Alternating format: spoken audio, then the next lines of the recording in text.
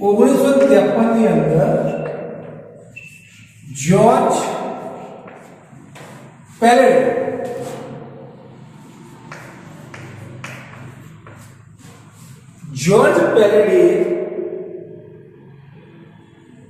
રિબોસોમ્સનો અભ્યાસ કર્યો, અથવા તો જ્યોર્જ પેલેડે એને સૌપ્રથમ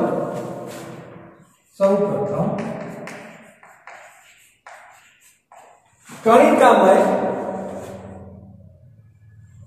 રિબોસોમ્સનો અભ્યાસ કર્યો. એને કહ્યું કે ભાઈ રિબોસોમ્સના બંધારણની અંદર શું શું આવેલું હશે. તો રિબોસોમ્સના બંધારણની અંદર રિબોન્યુક્લિક એસિડ,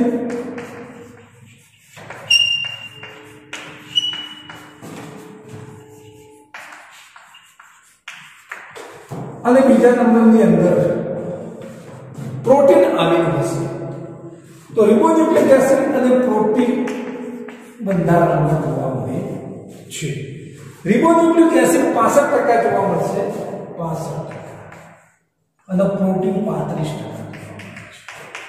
રિબોસોમ્સના બંધારણની અંદર 65% પ્રોટીન જોવા મળશે, 65% રિબોન્યુક્લિક એસિડ જોવા મળશે અને 35% પ્રોટીન જોવા મળશે. આ વાતથી હવે આપણે જોવો કે ભાઈ રિબોસોમ્સ છે ને એ પટલ વિહીન અંગિકા. આપણે પહેલા જોયું કે પટલમય અંગિકા અને પટલ વિહીન અંગિકા. તો પટલ વિહીન અંગિકાની અંદર બે અંગિકા હતી, એક રિબોસોમ્સ હતી અને એક તારક અંગિકા. તો આ રિબોસોમ્સ છે એ પટલ વિહીન અંગિકા. એક બીજા નંબરની અંદર આપણે વાત કરી કે આપણે કણિકામય છે, કણિકા સ્વરૂપે જોવા મળશે. પટલ વિહીન અંગિકા કણિકા સ્વરૂપે જોવા મળતી હતી. આપણે રિબોસોમ્સ એક એવી અંગિકા હતી કે સુકોષ કેન્દ્રીય કોષમાં પણ જોવા મળતી હતી, આદિકોષ કેન્દ્રીય કોષમાં પણ જોવા મળતી હતી. તો રિબોસોમ્સ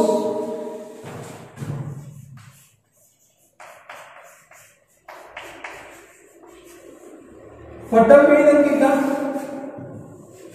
આદિકોષ કેન્દ્રીય કોષમાં પણ જોવા મળતી હતી અને સુકોષ કેન્દ્રીય કોષ.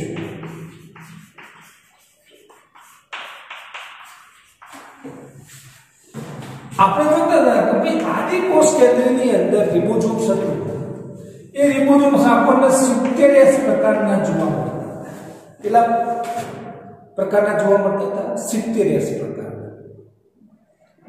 અને આ 70 પ્રકારના જે રિબોસોમ્સ હતા એના બે પેટા એકમ હતા. એક મોટો પેટા એકમ હતો, એક નાનો પેટા એકમ. મોટો પેટા એકમ 50S નો હતો, નાનો પેટા એકમ 20S નો હતો. આ આદિકોષ કેન્દ્રની અંદર જે રિબોસોમ્સ જોવા મળે એ રિબોસોમ્સની અંદર વાત કરીએ. હવે સુકોષ કેન્દ્રીય કોષની અંદર વાત કરીએ આપણે, તો સુકોષ કેન્દ્રીય કોષની અંદર કયો રિબોસોમ્સ જોવા મળશે? તો સુકોષ કેન્દ્રીયના કોષ રસમાં પણ તો રિબોસોમ્સ જોવા મળશે, બરાબર. બીજી 3 અંગિકાની અંદર પણ રિબોસોમ્સ જોવા મળતા હતા. કઈ 3 અંગિકા? તો અંતરકોષ રસજાળની સપાટી,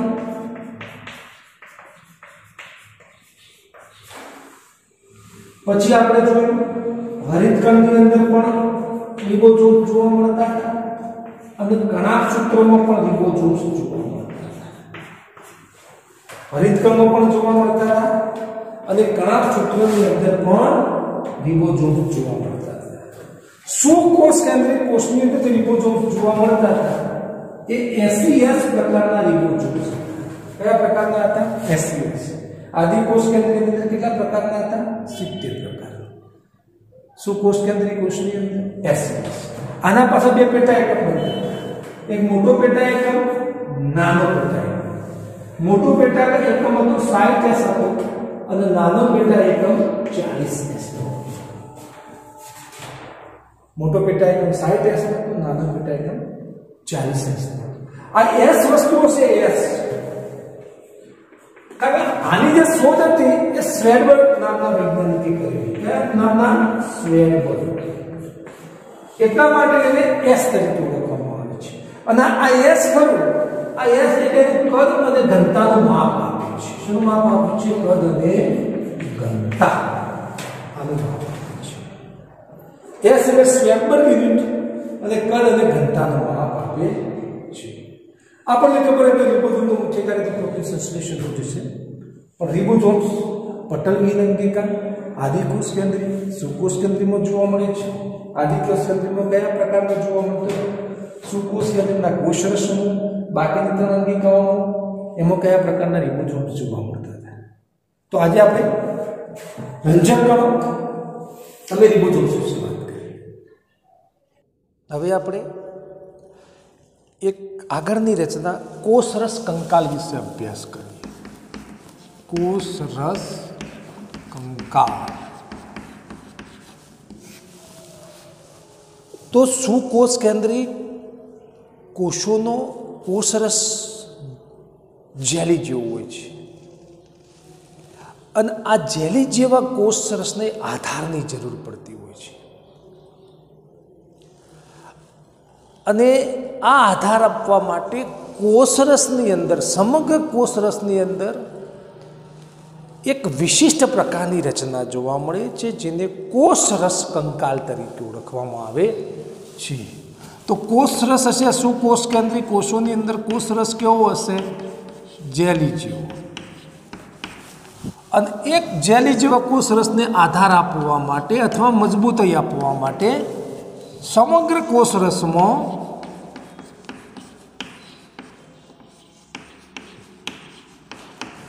વિશિષ્ટ રચના જેને શું કહેવામાં આવે છે? કોષરસ કંકાલ તરીકે ઓળખવામાં આવે છે. આ સુકોષ કેન્દ્રી કોષોની અંદર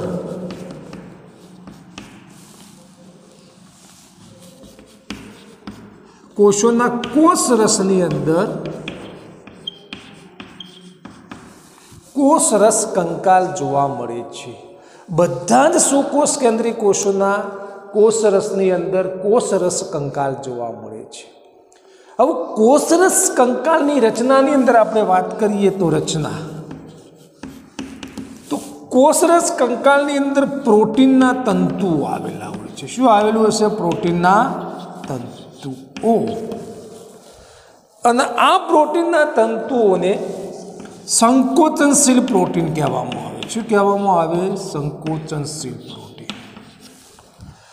તો કોષરસની અંદર જે પ્રોટીનના તંતુઓ આવેલા હશે અથવા જે સંકોચનશીલ પ્રોટીન હશે એ તંતુઓ ત્રણ પ્રકારે જોવા મળે છે. તો પહેલો પ્રકાર હતો ત્રણ પ્રકારે. તો પહેલો પ્રકાર હતો સૂક્ષ્મ તંતુ સ્વરૂપે. આ સૂક્ષ્મ તંતુ સ્વરૂપે જે જોવા મળશે એ તંતુઓ એક્ટિન પ્રોટીનના બનેલા છે. શેના બનેલા હશે? Actin protein. આપણે માનો કે આ એક કોષની આકૃતિ દોરીએ. આ વચ્ચેનો ભાગ કોષ કેન્દ્ર હતો.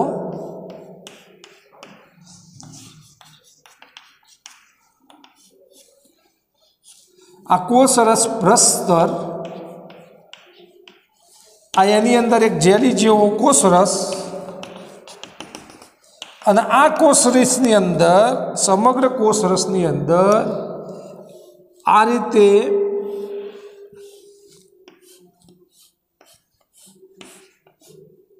સૂક્ષ્મ તંતુઓ જોવા મળે છે અને જે એક્ટિન પ્રોટીનના બનેલા છે. શું કહેવાય છે? સૂક્ષ્મ તંતુ.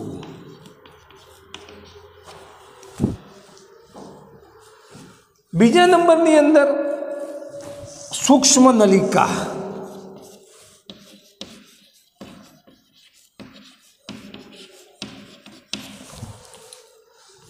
તો આ કોષની અંદર આ રીતે સમગ્ર કોષરસની અંદર સૂક્ષ્મ નલિકાઓ જોવા મળે છે.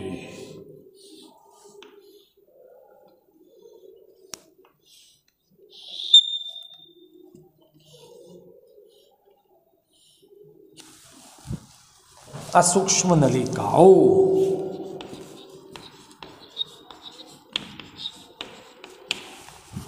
અને આ સૂક્ષ્મ નલિકાઓ હતી એ ટ્યુબ્યુલિન પ્રોટીનની બનેલી છે, ટ્યુબ્યુલિન પ્રોટીન।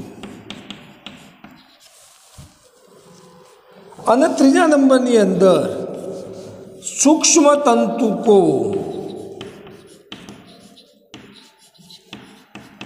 અથવા બીજું નામ એનું મધ્યવર્તી તંતુઓ।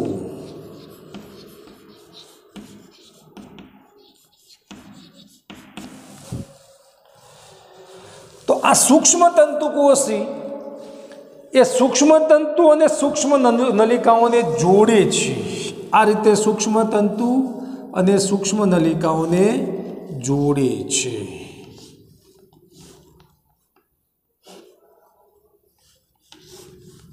તો આને કહેવામાં આવે સૂક્ષ્મ તંતુકો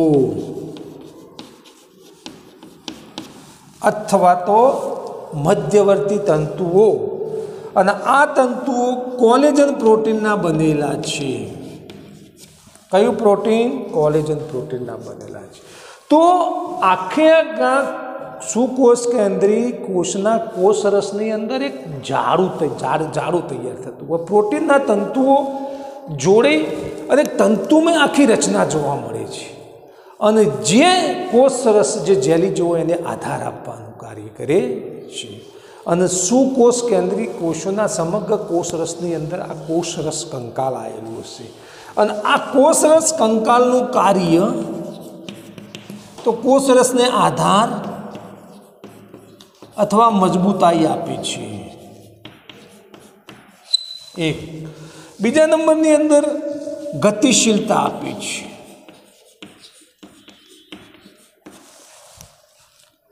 અને ત્રીજા નંબરની અંદર આપણે વાત કરીએ તો કોષોનો આકાર જાળવી રાખે છે, કોષોનો આકાર।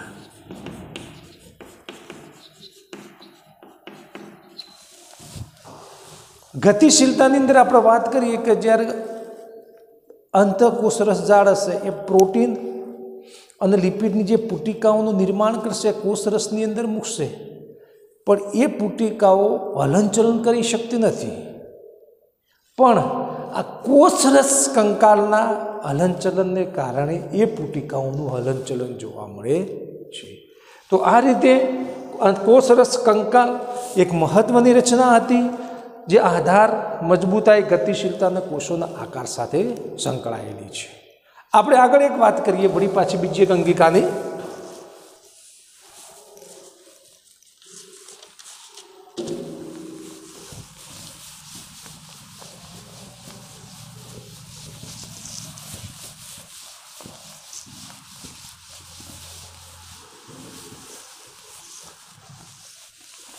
આગળની એક રચનાનો આપણે અભ્યાસ કરીએ પક્ષમો અને કશા।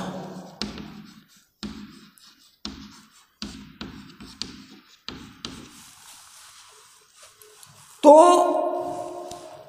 જે પ્રત્યેક સુકોષ કેન્દ્રી જે કોષના સજીવો જે કોષો હશે એમાંથી અમુક કોષોની અંદર કેટલાક કોષોમાં કોષરસ સ્તરમાંથી એક રોમમય બહિરુદભેદ ઉત્પન્ન થતા હોય છે।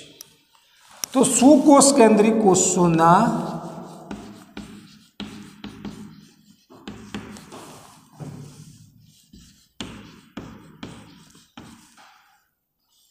કોષરસ પટલમાંથી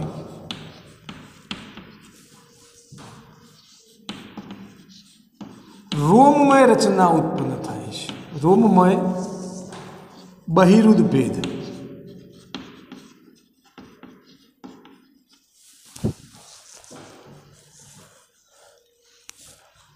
અને આ બહિરુદ ભેદને પક્ષમ અને કશા તરીકે ઓળખવામાં આવે છે। શું કહેવામાં આવે છે? પક્ષમ અને કશા।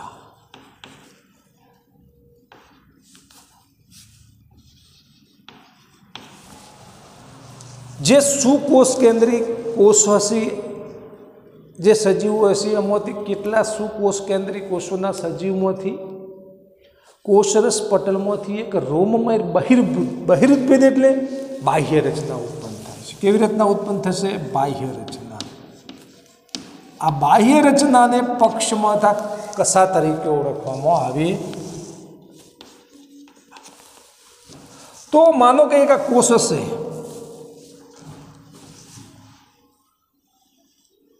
आ कोष,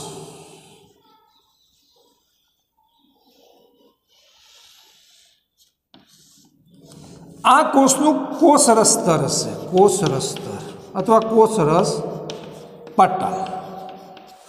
અને આ પટલ કોષરસ પટલમાંથી આપણને આ બહારની બાજુએ આવી રોમમય રચનાઓ જોવા મળતી હોય છે। આ રોમમય બહિર્વૃત ભેદ ઉત્પન્ન થતા હોય છે। આ બહિર્વૃત ભેદ કહેવામાં આવે। શું કહેવામાં આવે છે? બહિર્વૃત ભેદ। તો કોષરસ પટલમાંથી રોમમય બહિર્વૃત ભેદ ઉત્પન્ન થાય છે, જેને પક્ષમાં અને કશા કહેવામાં આવે છે। હવે આ જે બહિર્વૃત ભેદ હતા એ બહિર્વૃત ભેદની અંદર થોડોક તફાવત જોવા મળતો હોય છે।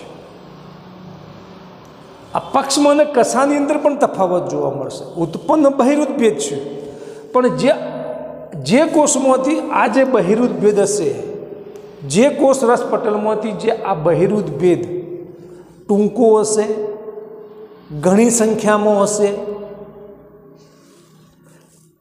એને પક્ષમ તરીકે ઓળખવામાં આવે છે। અને કોષમાંથી ઉત્પન્ન થતી જે બહિર્વૃત ભેદની રચના લાંબી હશે, સંખ્યા 1 કે 2ની હશે, તો એને કશા તરીકે ઓળખવામાં આવે છે। તો જો બહિર્વૃત ભેદ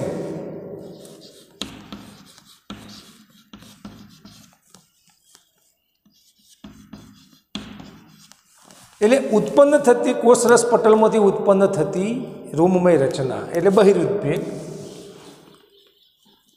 ટૂંકા હશે, ટૂંકા અને નાના હશે,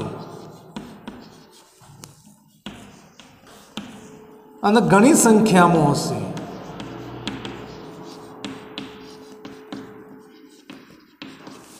તો તેને પક્ષમો કહે છે।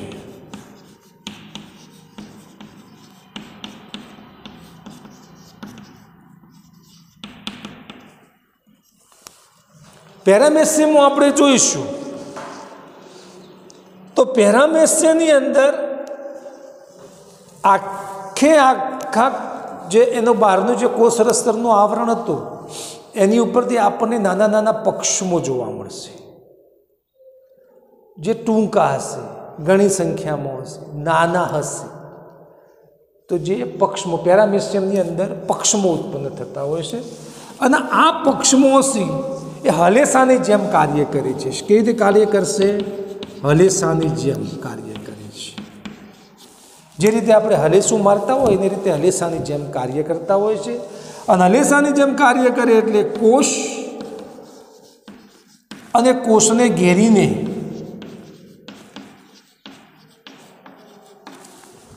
જે કોષ અથવા કોષને ઘેરીને આવેલું જે પ્રવાહી હોય એ પ્રવાહીને હલનચલન કરવાનું કાર્ય કરે છે। કોષ અથવા કોષની આજુબાજુ જે પ્રવાહીનો ભાગ હોય એ પ્રવાહીના ભાગને હલનચલન કરે છે। હલેસા હશે, આપણે જ્યારે દરિયાની અંદર કોઈ હોડીમાં બેઠેલા હશું તો હોડીની અંદર જે હલેસું મારવામાં આવે એ રીતે હલેસાની જેમ કાર્ય કરતા હોય છે। એટલે કોષ અથવા આજુબાજુના પ્રવાહીને એ હલનચલન પ્રેરે છે। બરાબર। બીજી વાત આપણે કરીએ કે જો બહિર્વૃત ભેદ લાંબી રચના ધરાવે, લાંબી રચના, તો એને કશા તરીકે ઓળખવામાં આવે છે? શું કહેવામાં આવે છે? કશા તરીકે ઓળખવામાં આવે છે। કશાની સંખ્યા હશે 1 કે 2,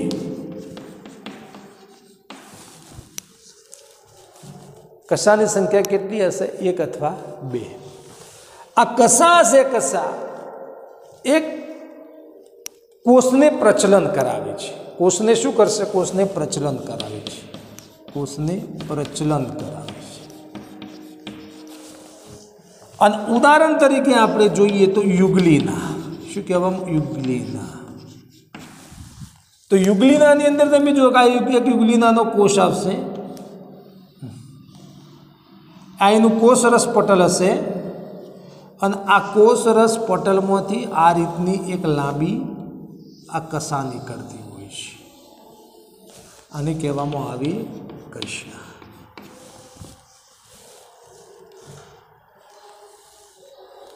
પેરામેશિયમની અંદર પેરામેશિયમનો આકાર આપણે જુઓ કે ચપ્પલના તળિયા જેવો આ રીતે જ પક્ષમો અંદર ઉત્પન્ન થતા હશે.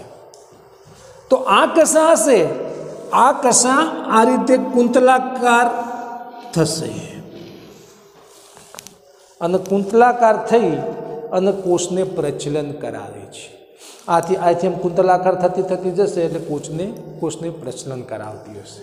તો આપણે આ પક્ષમાંનો કશાનો થોડો તફાવત જોયો. હવે આપણે આગળ એક વાત કરીએ કે ભાઈ આદિકોષ કેન્દ્રીય કોષ જે બેક્ટેરિયા છે એમાં પણ કશા જોવા મળે છે, પણ એની રચના સુકોષ કેન્દ્રીય કોષોમાં જે જોવા મળતી કશામાં ફેરફાર હોય છે. એની રચના કંઈક જુદી હોય છે. એટલે આદિકોષ કેન્દ્રીય કોષની કશા અને સુકોષ કેન્દ્રીય કોષની કશાની રચનામાં ફેરફાર હોય છે. આપણે શરૂઆતની વાત કરી પક્ષમાં કશા વિશેના તફાવતની. હવે આપણે એની રચના વિશે વાત કરીએ.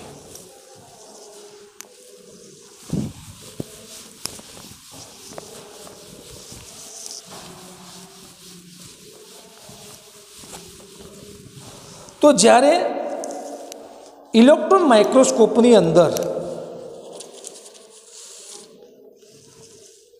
પક્ષમાં અને જ્યારે કશાનો આપણે અભ્યાસ કરીએ તો આ પક્ષમાં અને કશા રસસ્તર અથવા કોષરસ પટલથી ઘેરાયેલી રચના છે. કેવી રચના હશે? રસસ્તર અથવા કોષરસ પટલથી ઘેરાયેલી રચના હશે. અને કોષમાંથી એક સૂત્રમય રચના ઉત્પન્ન થાય છે. તો રચનાની અંદર આપણે વાત કરીએ રચના, તો રસસ્તરથી ઘેરાયેલી રચના, રસસ્તર અથવા કોષરસ પટલથી ઘેરાયેલી રચના.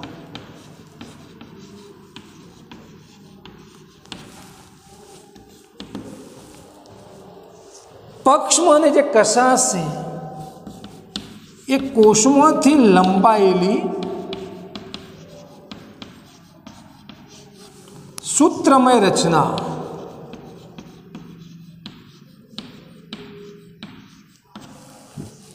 અને આ સૂત્રમય રચનાને અક્ષસૂત્ર કહેવામાં આવે છે. શું કહેવામાં આવે છે? અક્ષસૂત્ર. માનો કે આ એક કોષ રહ્યો,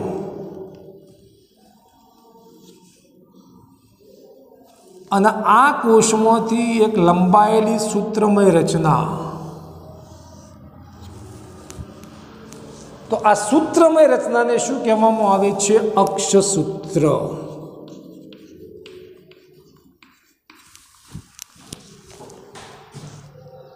અને આ અક્ષસૂત્રની અંદર અક્ષસૂત્ર અક્ષને સમાંતર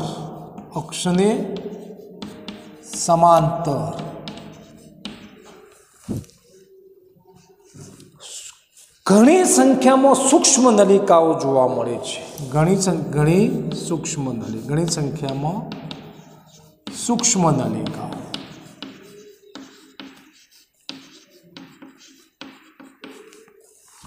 તો એ આ અક્ષની અંદર આ સમાંતર આ સૂક્ષ્મ નલિકાઓ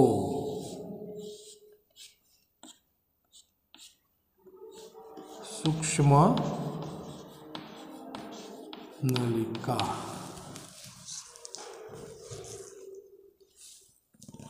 તો અક્ષસૂત્ર અને અક્ષસૂત્રની અંદર સૂક્ષ્મ નલિકાઓ જોવા મળે છે. જ્યારે આ અક્ષસૂત્રનો આડો છેદ લઈ આ રીતે આડા છેદનો અભ્યાસ કરીએ,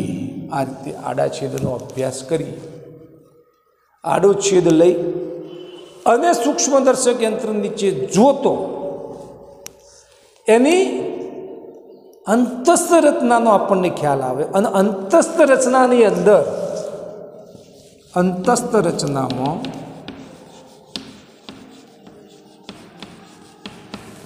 જે અક્ષસૂત્ર હશે, અક્ષસૂત્ર કેન્દ્રની અંદર બે સૂક્ષ્મ નલિકા અને એના પરિવર્તી વિસ્તારમાં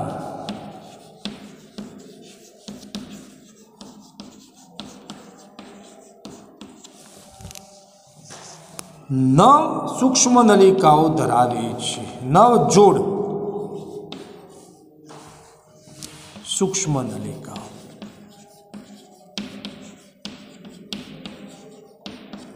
ધરાવે છે.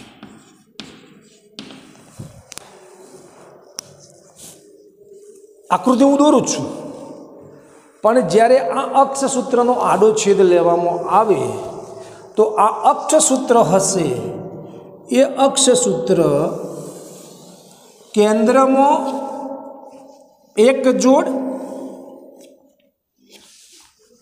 અને પરિવર્તી વિસ્તારની અંદર 9 જોડ સૂક્ષ્મ નલિકાઓ ધરાવે છે. માનો કે આ એક અપક્ષમન કશાની આપણે અંતસ્થ રચનાની આકૃતિ દોરી. આપણે પહેલાં એને વાત કરેલી હતી કે રસ સ્તર અથવા જીવરસથી ઘેરાયેલી રચના હશે. તો આ રસ સ્તર અથવા જીવરસ આવરણ.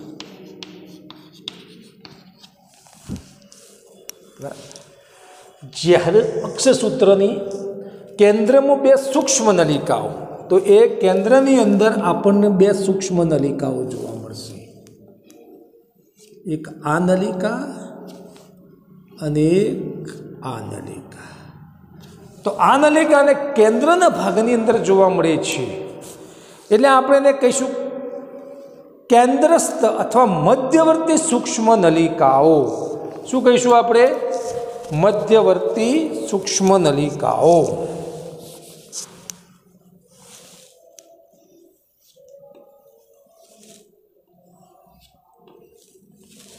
તો આને કહીશું મધ્યવર્તી સૂક્ષ્મ નલિકા. તો અંતસ્થ રચનાની અંદર આપણે જોઈએ તો અંતસ્થ રચનાની અંદર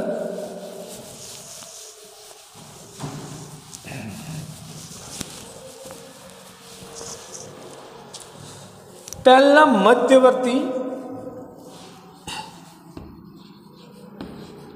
મધ્યસ્થ સૂક્ષ્મ નલિકા. આ મધ્યસ્થ સૂક્ષ્મ નલિકા એની એક જોડ અથવા તો સંખ્યા 2 અથવા એક જોડ. હવે આ બંને જે મધ્યસ્થ સૂક્ષ્મ નલિકાઓ હશે, એક આ તંતુ દ્વારા જોડાયેલી હશે. તો આ તંતુને કહેવામાં આવે છે મધ્યવર્તી સેતુ અથવા તો મધ્યસ્થ સેતુ. મધ્યવર્તી અથવા મધ્યસ્થ સેતુ. તો મધ્યવર્તી સૂક્ષ્મ નલિકાઓ શેના દ્વારા જોડાયેલી હશે? મધ્યસ્થ સેતુ દ્વારા. તો બીજા નંબરની રચના આવશે, અંદર જોવા મળશે મધ્યસ્થ સેતુ. તો મધ્યસ્થ સૂક્ષ્મ નલિકા મધ્યસ્થ સેતુ દ્વારા જોડાયેલી.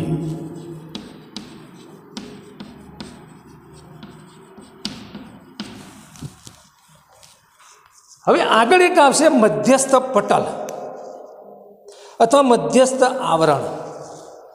તો આ મધ્યસ્થ સૂક્ષ્મ નલિકાને ફરતે એક આવરણ આવેલું હોય છે. એ આ રીતે એક આવરણ આવેલું હશે અને આ આવરણને કહેવામાં આવે છે,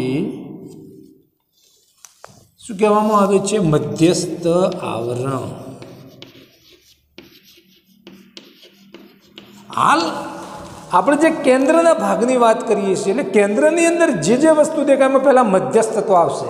જો પેલી 2 નલિકાઓ જોવા મળી તો મધ્યવર્તી સૂક્ષ્મ નલિકા, આ 2 નલિકાને વચ્ચેના જોડે છે તો મધ્યસ્થ સેતુ. અને આ મધ્યસ્થ નલિકાની આજુબાજુ એક આવરણ આવેલું હોય છે, ફરતે એક આવરણ, એને મધ્યસ્થ આવરણ કહેવામાં આવે છે. શું કહેવામાં આવે છે? મધ્યસ્થ आवरण।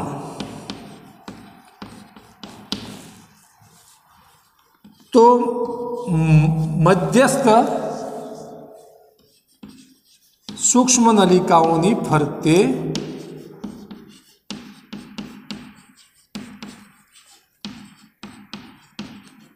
आवरण।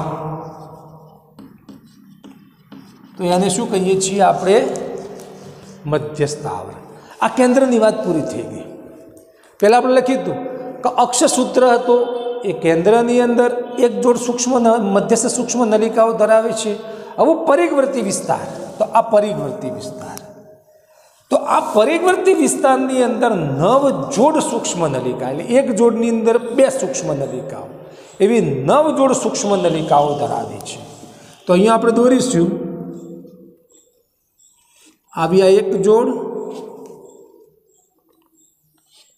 आ बीजी जोड़,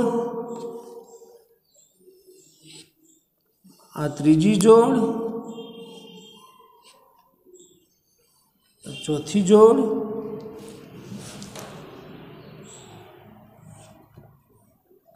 पांच, 6,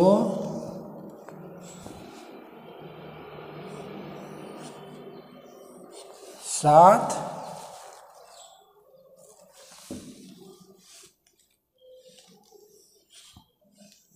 8 અને 9। આવી રીતે 9 જોડ સૂક્ષ્મ નલિકાઓ ધરાવે છે। આ પરિઘવસ્તી વિસ્તારની અંદર 9 જોડ સૂક્ષ્મ નલિકાઓ ધરાવે, તો જેને શું કહેવામાં આવે છે? પરિઘવર્તી सूक्ष्म नलिका। 9 जोड़, 9 जोड़ एटले 18, एक जोड़नी अंदर 2 એટલે 9 जोड़ सूक्ष्म नलिकाओ धरावे छे। અને પ્રત્યેક સૂક્ષ્મ નલિકા જોડમાં હોય છે। તમે જો અહીંયા પ્રત્યેક સૂક્ષ્મ નલિકા જોડમાં હોય છે। અને આ નલિકાઓની ગોઠવણી હશે 9+2 ની હશે। કેવી ગોઠવણી હશે? 9+2। 9 તમે જુઓ પરિવર્તી વિસ્તારમાં વચ્ચેના ભાગમાં 2, તો 9+2 ની ગોઠવણી જોવા મળે છે। હવે આ મધ્યસ્થ જે પરિવર્તી સૂક્ષ્મ નલિકાઓ છે એ કંઈ છૂટી આ રીતે નહીં હોય, પણ જે પરિવર્તી સૂક્ષ્મ નલિકાઓ છે એ પાસેની સૂક્ષ્મ નલિકા સાથે તંતુઓ દ્વારા જોડાયેલી હશે। પાસેની પરિઘવર્તી સૂક્ષ્મ નલિકાઓ તંતુઓ દ્વારા જોડાયેલી હશે અને પરિઘવર્તી સૂક્ષ્મ નલિકાઓમાંથી તંતુઓ ઉત્પન્ન થાય છે। અહીંયા તમે જુઓ આ રીતે આ પાસેની સૂક્ષ્મ નલિકાઓ હતી એ જે તંતુઓ દ્વારા જોડાયેલી હોય છે અને આ તંતુઓને કહેવામાં આવે છે આંતરદ્વિકીય સેતુ। આને શું કહેવામાં આવે છે? આંતરદ્વિકીય સેતુ।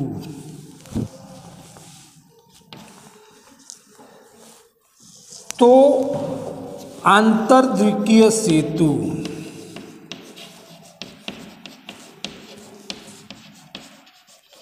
તો પાસેની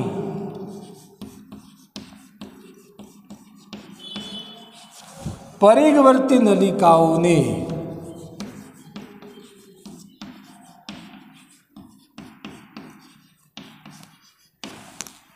જોડે છે।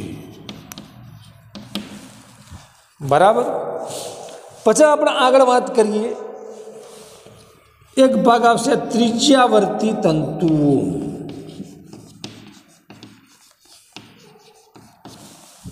તો ત્રિજ્યાવર્તી તંતુની અંદર આ પરિઘવર્તી નલિકાઓમાંથી તંતુઓનું નિર્માણ થતું હોય છે। પરિઘવર્તી નલિકાઓમાંથી તંતુઓ,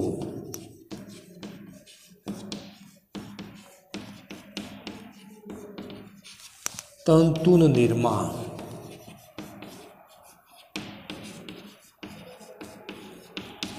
અને આ પરિઘવર્તી તંતુનું નિર્માણ થશે એ કેન્દ્રની મધ્યસ્થ નલિકા સાથે જોડાય છે। એ આ રીતે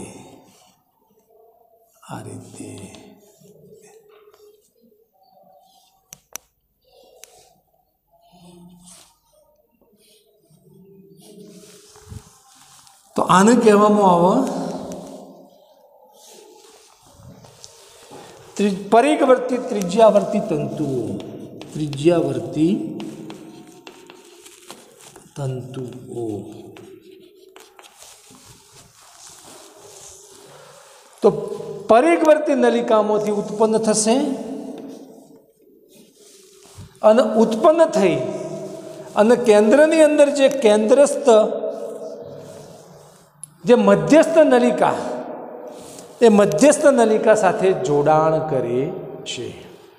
આ પક્ષમાં અને કસાની ઉત્પત્તિ ક્યાંથી થશે? તો પક્ષમાં અને કસા હશે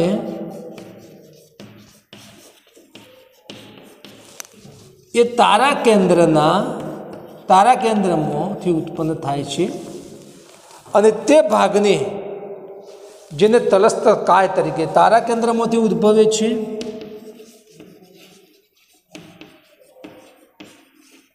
જેને તલસ્થ કાય કહેવામાં આવે છે। શું કહેવામાં આવે છે? તલસ્થ કાય। તારા કેન્દ્રના જે ભાગમાંથી પક્ષમાં અને કશા ઉત્પન્ન થશે એને તલસ્થ કાય તરીકે ઓળખવામાં આવે છે। તો આ આપણે જોયું પક્ષમાં અને કશા।